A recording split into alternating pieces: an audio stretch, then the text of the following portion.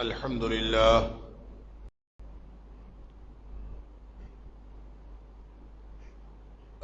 لله نحمده ونستعينه ونستغفره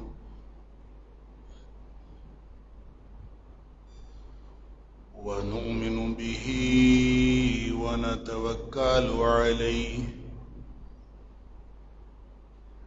ونعوذ بالله من شرور أنفسنا ومن سيئات أعمالنا من يهده الله فلا مضل له ومن يضلل فلا هادي له وأشهد أن لا إله إلا الله وحده لا شريك له وأشهد أن محمدًا عبده ورسوله صلى الله عليه وسلم أرسله بالحق بشيرا ونذيرا بين يدي الساعة فمن يطع الله ورسوله فقد رشد واهتدى ومن يعص الله ورسوله فقد ضل وغوى فإنه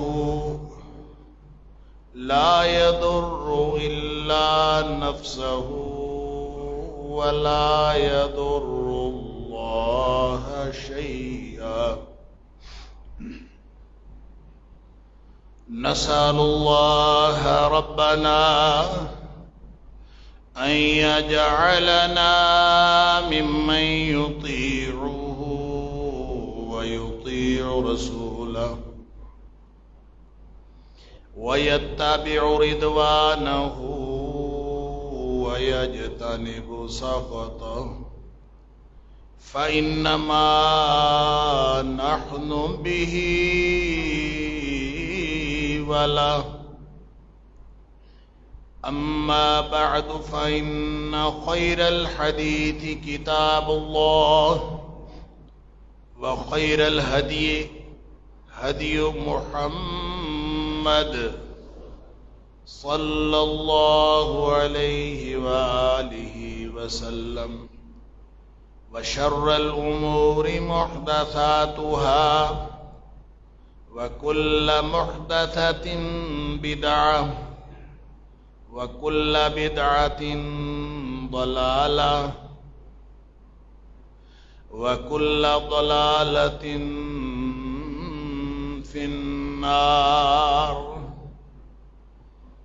فأعوذ بالله السميع العليم من الشيطان الرجيم من همزه ونفخه ونفثه بسم الله الرحمن الرحيم فآت ذا القربى حقه والمسكين وابن السبيل ذلك خير للذين يريدون وجه الله وأولئك هم المفلحون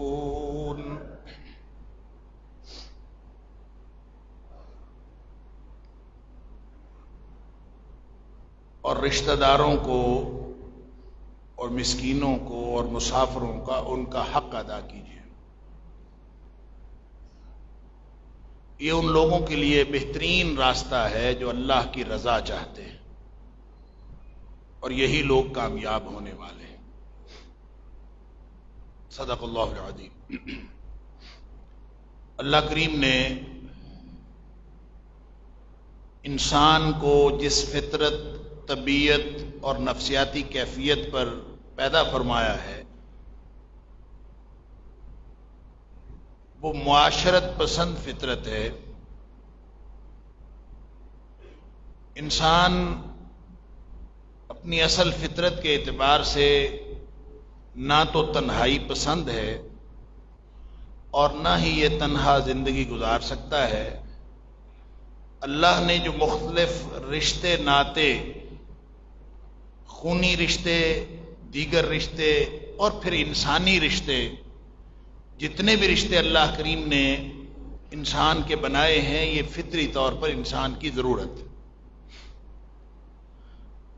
ان رشتوں میں سے اور ان تعلقات میں سے اور ان انسانی طبقات میں سے کسی کو کبھی بھی کوئی تکلیف پہنچے تو اس کا دکھ ہونا اور اس دکھ کے مداوے کی ایک ارج پیدا ہونا، ایک خواہش پیدا ہونا، یہ بھی ایک فطری بات۔ لہذا یہ ہو نہیں سکتا کہ کوئی انسان ہو اور اپنے کسی بھی رشتہ دار کو یا اپنے جیسے کسی بھی انسان کو دکھ درد میں دیکھے تو وہ تڑپ تڑپ نہ جائے، یہ ممکن نہیں ہے۔ انسان تڑپتا ہے اور پھر اس کے لیے وہ کوشش بھی کرتا ہے۔ اس کا تعلق اس بات سے نہیں ہے کہ وہ مسلمان ہے یا غیر مسلم ہے۔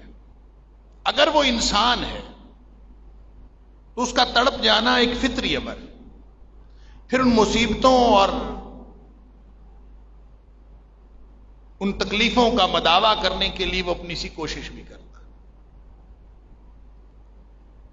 یہ تو عام زندگی کا معاملہ ہے، عام انسانی کیفیات کا معاملہ ہے، اور جب کبھی بھی ہو کوئی انسان ایسا نہیں ہو سکتا کہ وہ اپنے ارد گرد کی دنیا سے بالکل لا تعلق رہ کے زندگی گزارے، ایسا ممکن نہیں۔ لیکن وہ جو کچھ کر رہا ہوتا ہے یا جو کچھ بھی وہ تعلق دوسروں کے ساتھ رکھ رہا ہوتا ہے، چاہے وہ اپنے ماں باپ ہیں، چاہے بہن بھائی ہیں، چاہے رشتہ دار ہیں، چاہے جو بھی ہیں، جن کے ساتھ بھی جو تعلق بھی ہے، اس کی وجہ اور اس کی بنیاد کیا ہے، اس سے فرق پڑتا۔ کس بنیاد پر وہ دوسروں سے تعلق رکھے ہوئے ہیں، وہ دوسروں کی خدمت کر کے کیا لینا چاہتا ہے، وہ دوسروں کے حق دے کر وہ کیا حاصل کرنا چاہتا ہے ان ریٹرن، وہ کیا چاہتا ہے، اس کی خواہش کیا ہے، اس کے پیچھے اس کا جذبہ کون سا کار فرما ہے، یہ اصل میں اس سے فرق پڑتا ہے۔ اور انسانوں کے اندر جو فرق ہے وہ یہی ایمان اور بے ایمانی کا ہے۔ جو مومن ہے وہ اپنے ایمان کی تازگی کے لیے، وہ اللہ کی رضامندی کے لیے یہی کام کرتا ہے، اور جو مومن نہیں ہے، جو غیر اہل ایمان ہے، جو غیر مسلم ہے، وہ بھی یہی کام کرتے ہیں، لیکن ان کا مقصد اللہ کی رضا حاصل کرنا نہیں ہوتا، کرتے وہ بھی۔ لہذا دیکھ لیجئے، خدمت خلق کرنے والے دنیا میں جتنے ادارے موجود ہیں، شاید اگر آپ ان کو گنیں تو گنتی کے اعتبار سے آپ کو غیر مسلموں کے ادارے زیادہ ملیں، لیکن پیچھے جذبہ کیا ہے، کیوں کرنا چاہتے ہیں، یہ ہر ایک کا فرق ہے۔ اللہ کریم فرماتے ہیں کہ فآت ذی القربى حقہ والمسکین وابن السبیل، رشتہ داروں کو بھی ان کا حق دیجئے، اور جو مساکین ہیں ان کو بھی حق دیجئے۔ مسکین سے مراد وہ ہوتا ہے جو مکمل طور پر محتاج نہ ہو، اس کی آمدنی اس کی ضروریات زندگی پوری نہ کرتی ہو، اس کی ضروریات زیادہ ہوں اور اس کی آمدنی اس کو پورا نہ کرتی ہو۔ کہیں نہ کہیں سے آمدنی تو آتی۔ کوئی آدمی چھوٹا موٹا ذمہ دارہ کرتا ہے، کوئی چھوٹی موٹی جاب کرتا ہے، کوئی کسی دکان پہ نوکری کرتا ہے، کوئی کسی جگہ پہ، لیکن اس کے گھر کے افراد اتنے ہیں کہ اس کی ضرورت پوری نہیں ہوتی، وہ مسکین ہے، اور وہ زکوٰۃ کا بھی حقدار ہے۔ انما الصدقات للفقراء والمساکین، فقراء الگ ہیں، مساکین الگ ہیں۔ فقراء وہ ہوتے ہیں جن کے پاس کچھ بھی نہ ہو، اور مساکین وہ ہوتے ہیں جن کے پاس کچھ ہو لیکن ان کی ضروریات زندگی کے لیے ناکافی ہو، وہ بھی زکوٰۃ کے مستحق ہو۔ اس زکوٰۃ کے علاوہ اللہ کریم نے ہر مومن کے، ہر انسان کے مال میں، جان میں، عطا کی ہوئی نعمتوں میں اللہ نے ان لوگوں کے لیے حصہ رکھا ہے جو اس کے ارد گرد پوری زندگی میں جس سراؤنڈنگز میں، جس ماحول میں وہ زندگی گزار رہا ہے، اللہ تعالیٰ نے ان کا حصہ رکھا۔ وَفِي أَمْوَالِهِمْ حَقٌّ مَّعْلُومٌ لِلسَّائِلِ وَالْمَحْرُومِ، اللہ نے ان کے مالوں کے اندر حصہ رکھا ہے، اور وہ ان کے لیے بھی ہے جو مانگنے کے لیے آ جاتے ہیں، اور وہ ان کے لیے بھی ہے جو مانگتے ہی نہیں، محروم ہیں۔ آپ کو معلوم ہے کہ محروم ہے، ان کے لیے حصہ رکھا۔ یہ وہ کیفیات ہیں جو عمومی زندگی کے اندر انسانوں کے اندر موجود ہوتی ہیں، لیکن وہ جذبہ پیچھے کیا کار فرما ہوتا ہے؟ اگر تو اللہ کو راضی کرنا مقصد ہو تو پھر یہ کوئی معنی نہیں رکھتی یہ بات کہ آپ کو ان ریٹرن وہ کیا دے رہا ہے، آپ کے ساتھ تعلقات اس کے کیسے ہیں۔ آپ کا رشتہ دار ہے، آپ اس کے ساتھ اچھا سلوک کیوں کریں؟ کیونکہ وہ آپ سے اچھا سلوک کرتا ہی نہیں ہے۔ وہ آپ سے اچھا سلوک کرے یا نہ کرے، ذالک خیر للذین یریدون وجہ اللہ، یہ معاملہ ان کا ہے جو اللہ کی رضامندی چاہتے ہیں۔ رشتہ داروں سے حسن سلوک کر کے وہ رشتہ داروں سے بدلہ نہیں چاہتے، وہ اللہ کی رضامندی چاہتے ہیں۔ ہمارے یہاں رشتہ داروں کے ساتھ حسن سلوک تو دور کی بات، مہینے اور سال اور پوری پوری عمر گزر جاتی ہے، لوگ ایک دوسرے کے ساتھ بات کرنا پسند نہیں کرتے۔ کیوں؟ کوئی نہ کوئی جھگڑا ہوتا ہے، کوئی نہ کوئی ایشو ہوتا ہے درمیان۔ چونکہ وہ یہ کر رہا ہے اس لیے میں نے بھی نہیں کرنا۔ ایمان کے منافی ہے۔ نبی اکرم صلی اللہ علیہ وسلم نے فرمایا مومن کی عادت نہیں، ایک مومن ایسا نہیں ہوتا کہ وہ 3 دن سے زیادہ اپنے بھائی سے گفتگو قطع کلامی کرے۔ 3 دن سے بھائی 3 دن سے زیادہ اپنے بھائی کے ساتھ جو قطع کلامی کرتا ہے وہ مومن نہیں۔ اور ہم کیا کر رہے ہیں؟ اس لیے کہ اس کے پیچھے جذبہ کیا کار فرما ہوتا ہے۔ آپ اپنے بھائی سے کیوں اچھے تعلقات رکھتے ہیں؟ اس لیے نہیں رکھتے کہ بھائی اچھا تعلق رکھے، اس لیے نہیں رکھتے کہ وہ آپ کو ان ریٹرن کچھ دے، آپ اس لیے رکھتے ہیں کہ آپ نے اللہ کو راضی کرنا ہوتا ہے۔ یریدون وجہ اللہ، اللہ کو راضی کرنا ہے تو پھر انا کیسی؟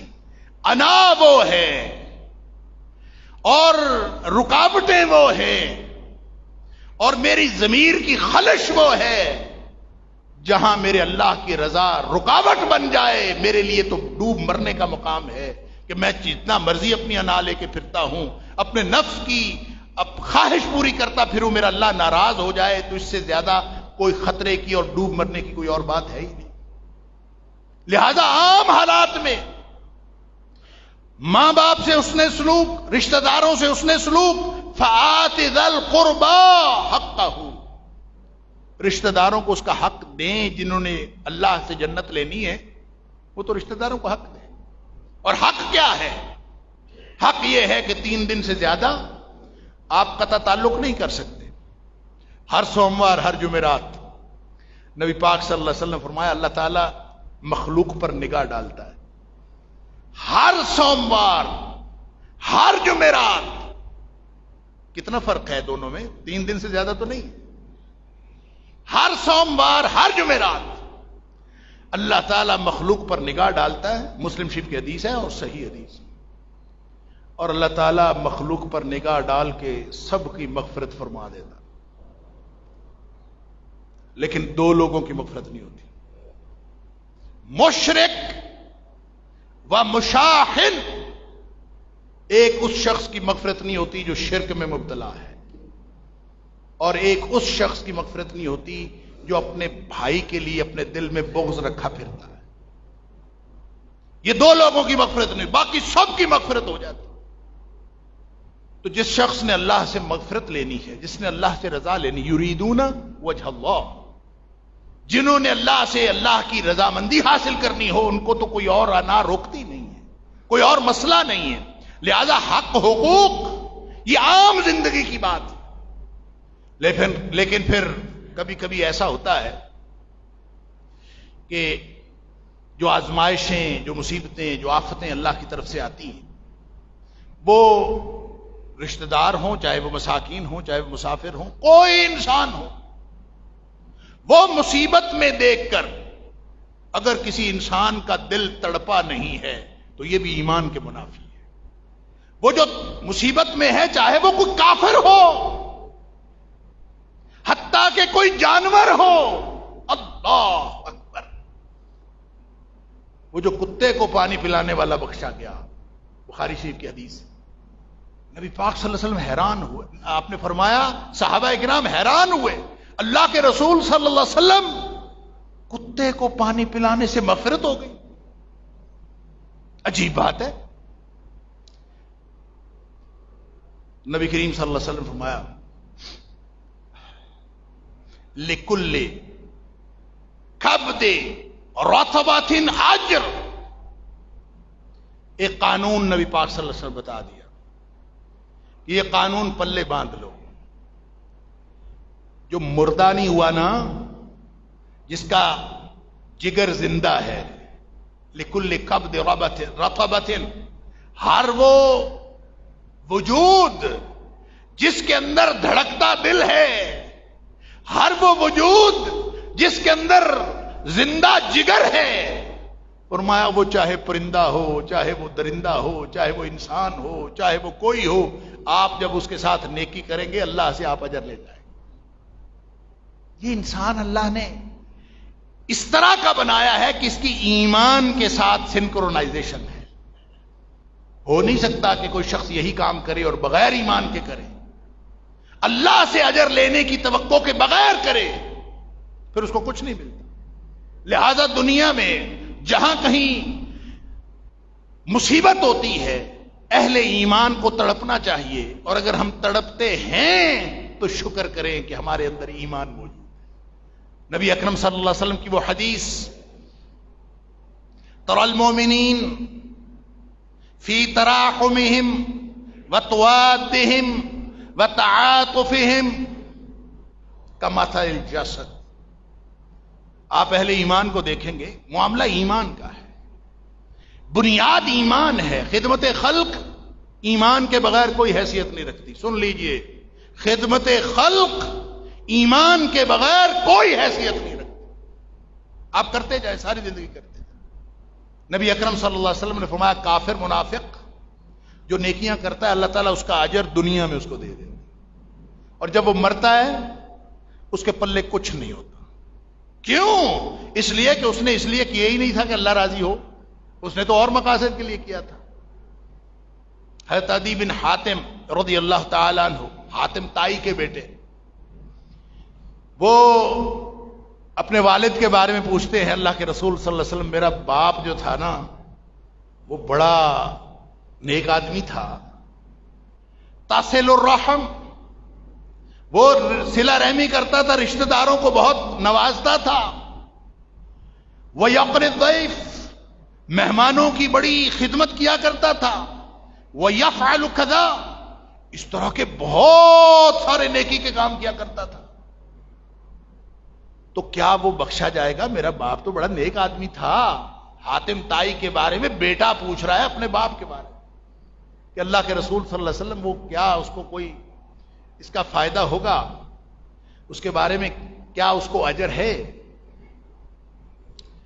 نبی اکرم صلی اللہ علیہ وسلم فرمایا سن لیجئے، قانون ہے یہ بھی اللہ کا، ان اباک اراد شیئا فادرکہ، اللہ کا قانون یہ ہے کہ جس مقصد کے لیے کوئی شخص کوئی کام کرتا ہے اللہ تعالیٰ اس مقصد تک اس کو پہنچا دیتا ہے۔ کیا تیرے باپ نے اللہ کی رضا کے لیے کیا تھا؟ جب نہیں اللہ کی رضا کے لیے کیا تو اس کو اللہ کی رضا کیسے مل سکتی ہے؟ جس نے شہرت کے لیے کیا اس کو شہرت مل گئی، جس نے اشتہار لگانے کے لیے کیا اس کو اشتہار لگا، شہرت مل گئی، پوری دنیا میں نام ہو گیا، فلاں تنظیم نے بڑا کام کیا، فلاں شخص نے بڑا کام کیا، فلاں آدمی نے بڑا کام کیا، تصویر لگنی چاہیے، سوشل میڈیا پہ آنی چاہیے، اخبار میں آنا چاہیے، دنیا کو پتہ لگنا چاہیے۔ پتہ لگ گیا، فَأَدْرَكَهُ، اس نے جس چیز کے لیے کیا تھا، اراد شیئن، تیرے باپ نے ایک چیز کا ارادہ کیا تھا، فَأَدْرَكَهُ، اس نے وہ پا لی، بات ختم۔ لہذا ایمان کے بغیر خدمت خلق کی کوئی حیثیت نہیں۔ ویسے بھی خدمت خلق یہی ہے نا کہ آپ لوگوں کی تکلیفیں دور کریں۔ تو وہ حدیث تو آپ کے سب کے سامنے ہوگا کہ نبی اکرم صلی اللہ علیہ وسلم نے فرمایا کہ الایمان بضع سبعون بضع شعبہ، بضع وسبعون شعبہ۔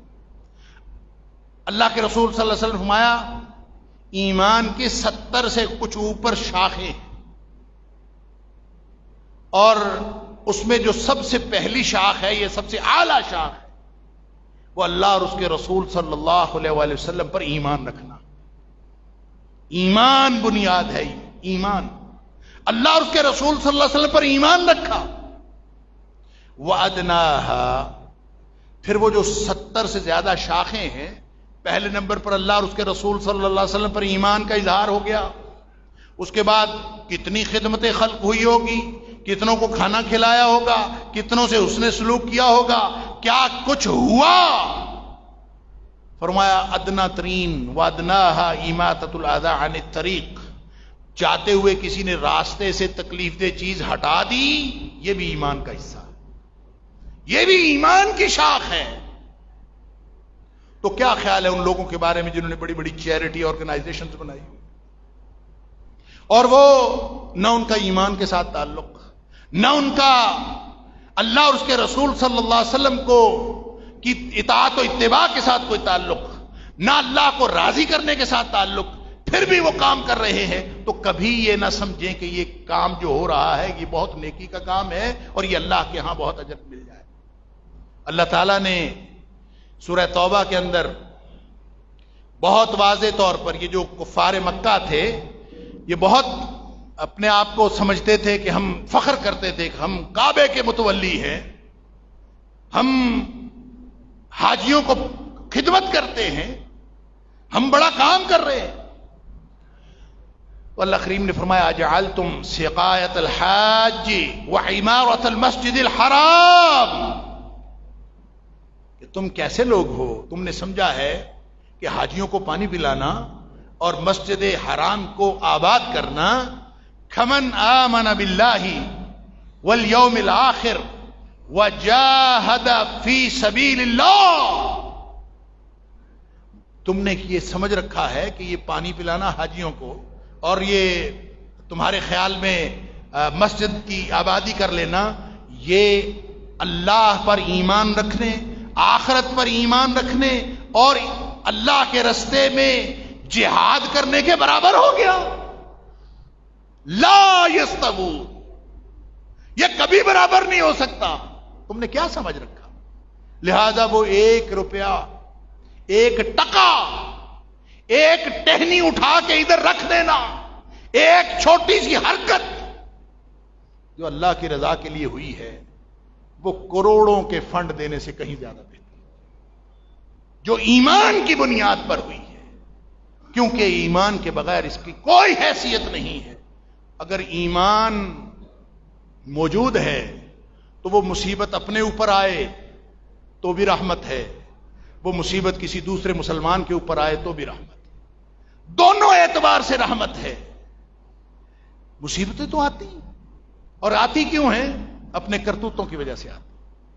قرآن نے کہا ظہر الفساد فی البر والبحر بما کسبت ایدی الناس، خشکی اور تری میں بگاڑ پیدا ہو گیا، سارا نظام بگڑ گیا۔ کیوں بگڑا؟ بما کسبت ایدی الناس، لوگوں کے کرتوت ایسے ہیں، لوگوں کے کرتوتوں کی وجہ سے نظام بگڑا ہے۔ اللہ اکبر، جس دور میں بارشوں کی ضرورت تھی، نماز استسقاء کر کر کے تھک گئے، بارش نہیں آئی۔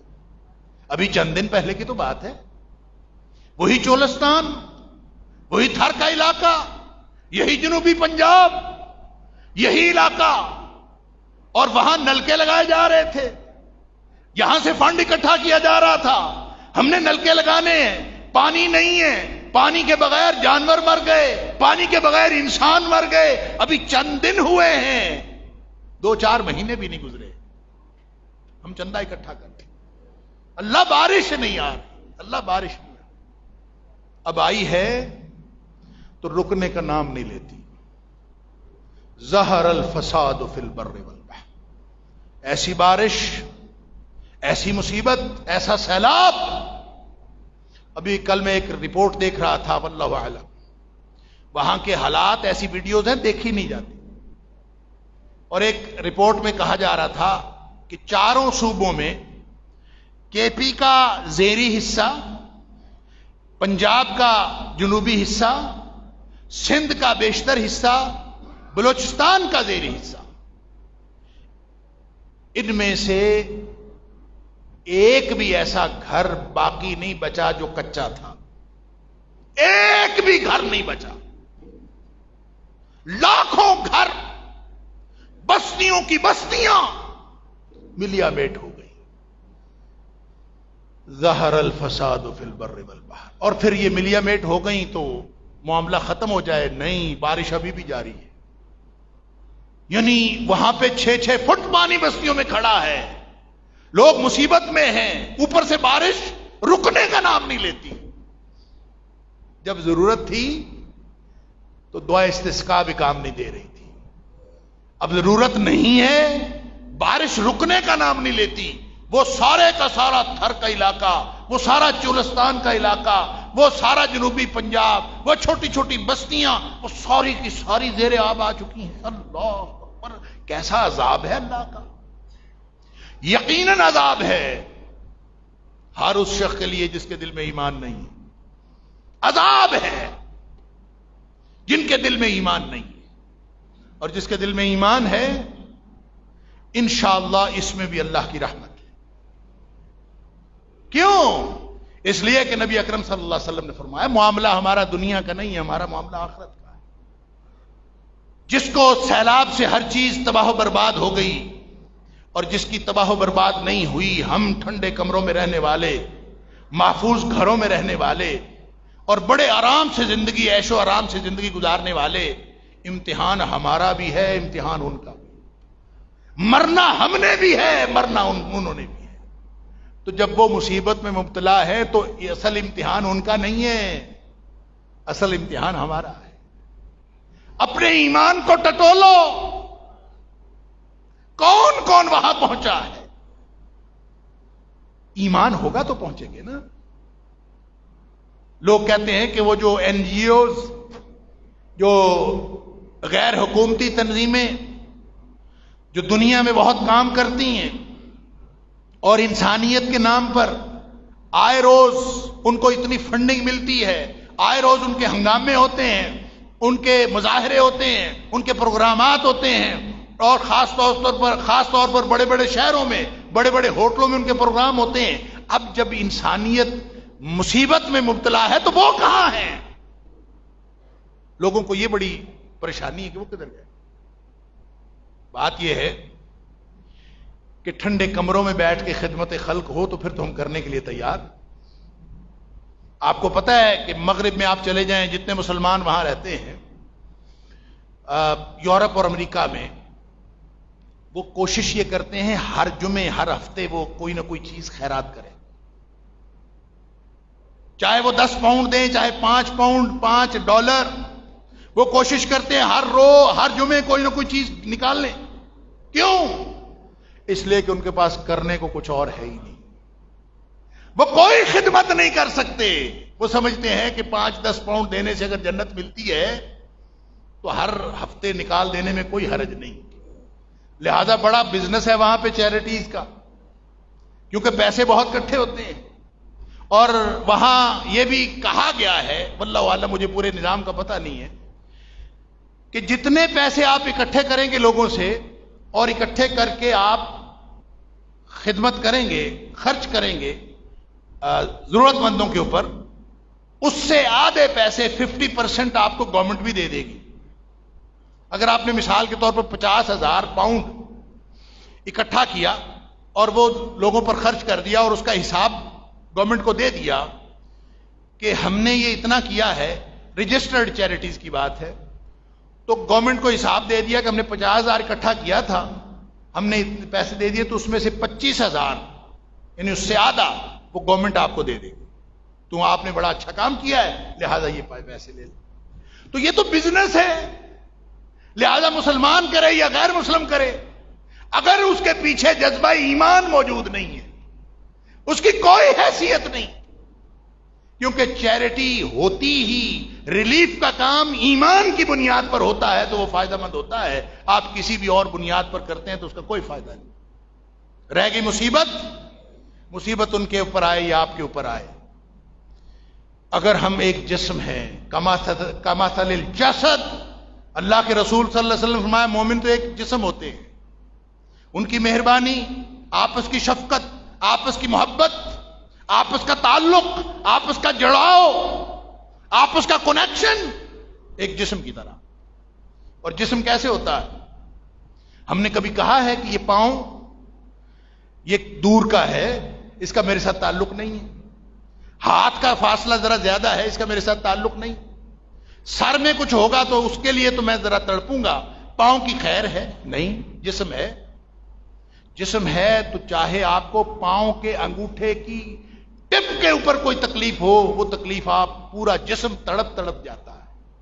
فرمایا اہل ایمان تو آپس میں ایک جسم کی مانند ہو، لہذا کیسے ہو سکتا ہے کہ ایک عضو مصیبت میں مبتلا ہو، ایک عضو کو، وہ بھلے جنوبی پنجاب میں ہو، وہ سندھ میں ہو، وہ چاروں صوبوں میں ہو، وہ کسی اور ملک میں ہو، وہ مصیبت میں مبتلا ہو، اہل ایمان کے اندر کوئی تڑپ پیدا نہ ہو، یہ ہو نہیں سکتا۔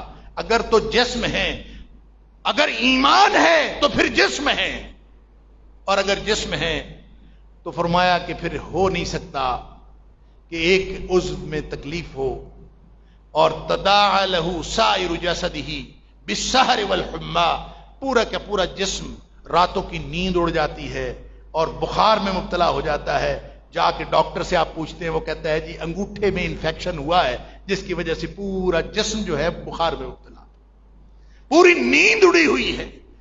آپ کے جسم کے کسی حصے میں انفیکشن ہو، آپ کے پورے جسم میں تکلیف ہوتی ہے۔ اگر اہل ایمان کسی مصیبت میں پڑے ہیں تو یہ اسی طرح امتحان ہمارا ہے جس طرح امتحان ان کا ہے، بلکہ میں سمجھتا ہوں ہمارا امتحان زیادہ ہے۔ نبی پاک صلی اللہ علیہ وسلم نے فرمایا الانبیاء ثم الامثل فالامثل، اللہ نے ایک ترتیب بنائی ہے ایمان کی مضبوطی کی بنیاد پر۔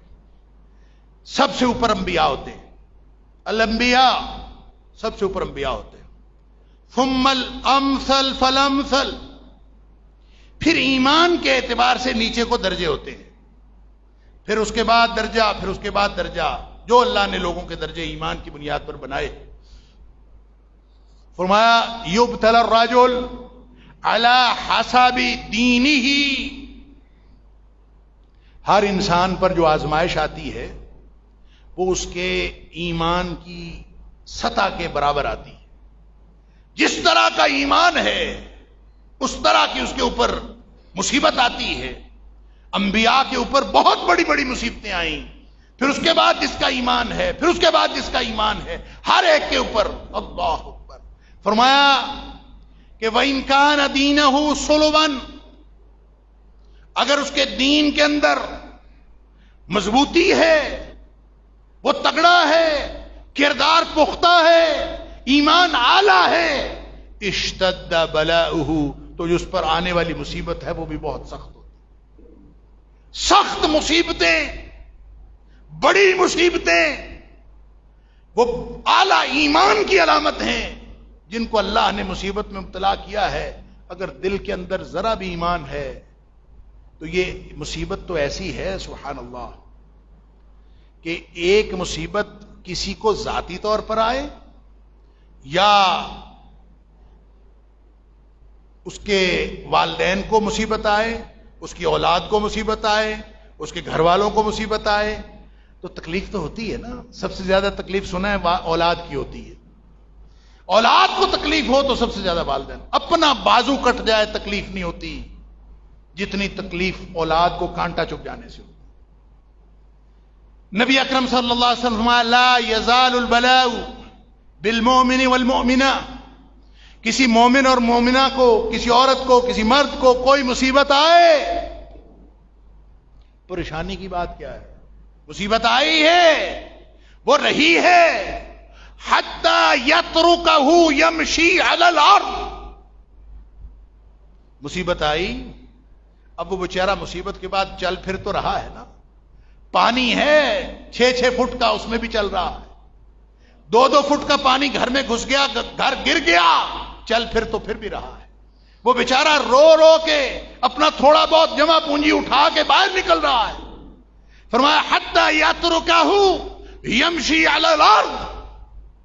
زمین پہ چلتا پھرتا تو آپ اس کو دیکھتے ہیں, مصیبت جو آئی ہے چلتا پھرتا اس کو دیکھتے ہیں, لیکن اب وہ اس کی کیفیت یہ ہے, اگر ایمان ہے تو اس کی کیفیت یہ ہے ما علیہ خطیۃ, اس کے اوپر ایک بھی گناہ اور غلطی باقی نہیں رہتی, سارے ہی اللہ معاف کر دیتے.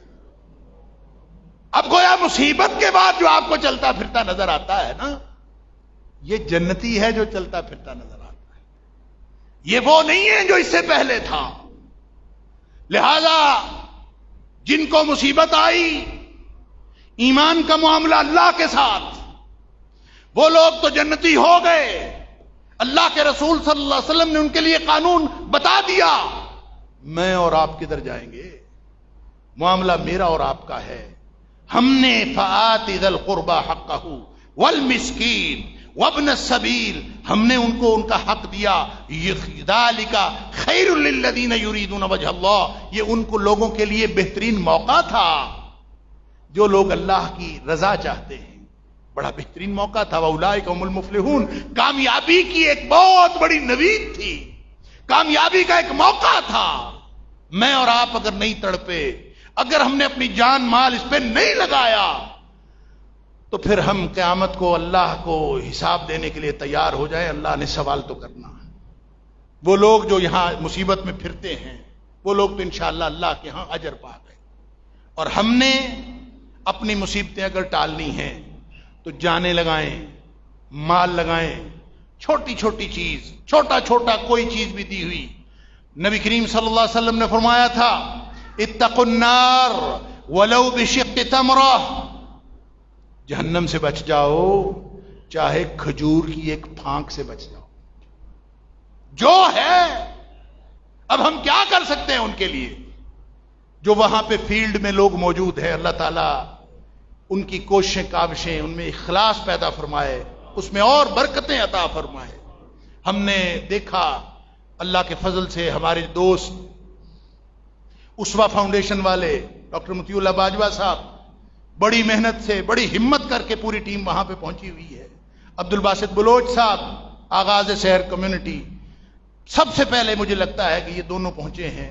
اور بھی ہمارے جماعت کے بہت سارے لوگ, زمزم ٹرسٹ, وہ بھی ٹیمیں اگلے سطح پہ پہنچی ہوئی ہیں. میں دیکھ رہا تھا ویڈیوز, جہاں تک بغیر کشتی کے پہنچا نہیں جا سکتا, یہ وہاں کشتی لے کے پہنچے ہوئے ہیں اور حقداروں کو حق پہنچانے کی کوشش کر رہے ہیں.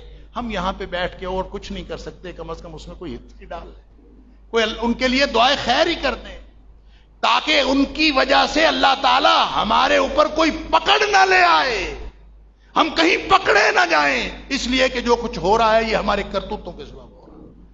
ظاہر الفساد فی البر والبحر بما کسبت ایدی الناس, یہ تو ہمارے کرتوتوں کے سبب یہ سب کچھ ہوا.